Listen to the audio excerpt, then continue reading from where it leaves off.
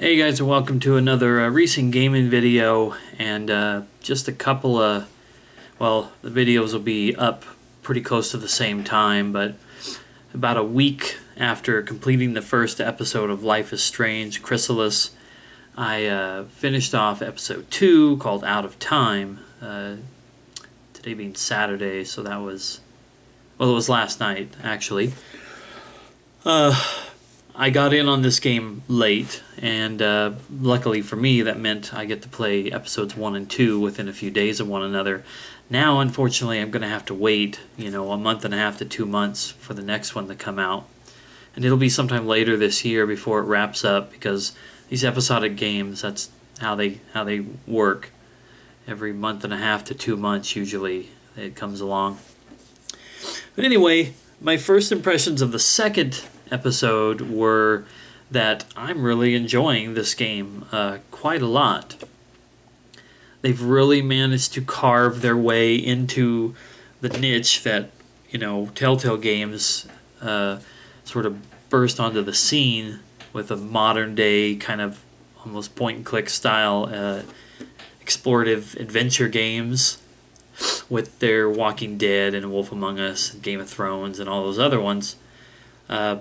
Square Enix and Don't Nod Entertainment kind of managed to wiggle their way into the same market, but come up with a story and characters and a setting that was completely different than anything you've seen in those other games. So in this second episode, I'm going to mention one complaint that I have. It seems like, despite the fact that I'm playing for like 2 hours or whatever, that the action in the game itself kind of creeps along. Sometimes it just seems like you're spending a lot of time in one scenario doing things over and over again, and it still feels like the game is kind of introducing you to characters, introducing you to Max's rewind time ability, and with only 5 total episodes, it feels like we need to start really kicking it into gear. But that's a minor gripe. I still enjoyed it. I still really enjoy getting to know these characters, Max and her friend Chloe, and we get to meet Chloe's mom in the second episode. And it had an interesting ending to it. I'm not going to give away spoilers or anything, but the first one had an unusual ending. The second one seemed like it was trying to punch some impact into it, make some of your choices, some of the characters that you've talked to and dealt with, and you've been kind of investigating almost. It kind of puts you on the spot with some of the choices that you've made, and allow you to save a character or not be able to save a character at the end of or near the end of the second episode. And it was really well done the way that they did it. They didn't really slap you in the face and say, listen, if you mess up here, this character is gone. By the time you get to the end of the game and you get your stats on what choices you made and what percentage you are of people who made the same choices, you realize, yeah, that character could have died, that character could have survived, and I don't know, I kind of like that. I didn't see that in Walking Dead until Season 2, like near the end of Season 2. It seemed like character deaths could really happen to major characters, and the game could continue without them or with them. So, yeah, that was really, really good. I'm probably forgetting some stuff, sadly. I probably will forget, even though it was just last night when I finished it.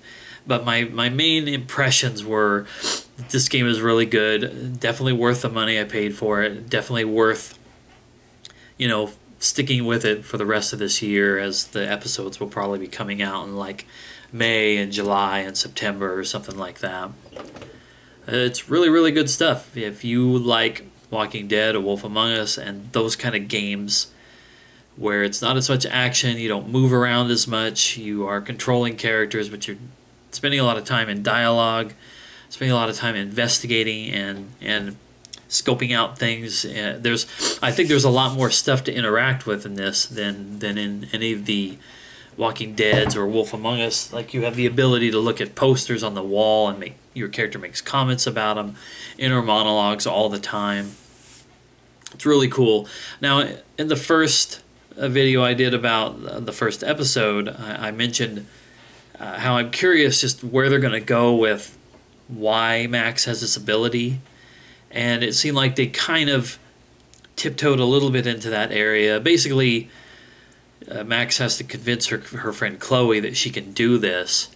And Max makes a lot of comments like, I don't know how long this is going to last. I don't know why I can do this.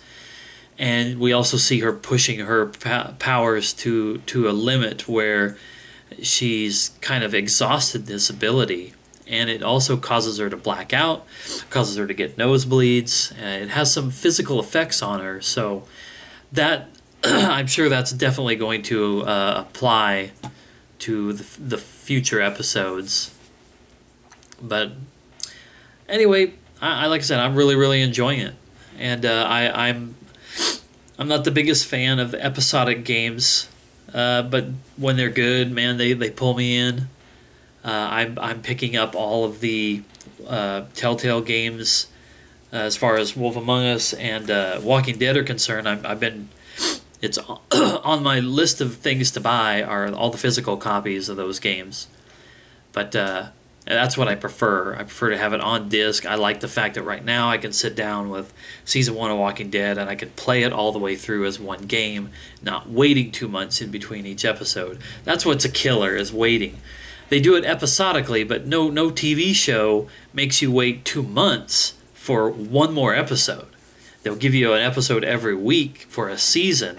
One of these games, it would be nice if one of these games decided that they would give you like a half-hour episode every week over the course of like 4 months or something like that, and gave you a nice little game that gave you 4 to 6 hours of gameplay. But I'm not in the business of making games. I'm just in the business of playing those games. So if we ever see something like that, then I guess maybe I might have had a good idea. Anyway, okay, that's it. That's all I wanted to say. I really enjoyed it. Can't wait to see the next one, and hope you guys enjoyed, and I'll see you in whatever I do next.